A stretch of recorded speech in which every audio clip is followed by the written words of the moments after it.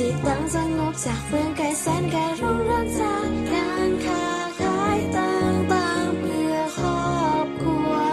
รักษามั่นคงให้อยู่ยาวนานสู่ต่างๆมีหน้าที่กิจวัตรของตัวเองปลูกฝังกับมารยาทที่เรียนมาเสียงระฆังสั่นดังก้องกังวานอยู่รอบตัวบ่งบอกถึงเวลาช่วงยามราตรีเสียงกระซิบข้างสามให้สติเกือบหลุดไปชั่วครู่ในห้องสี่เหลี่ยมบรรเลงด้วยเปียโนทุกเสียงฝีเท้าที่ก้องไกลอาจมาจากใครที่ไม่ได้เคียงกัน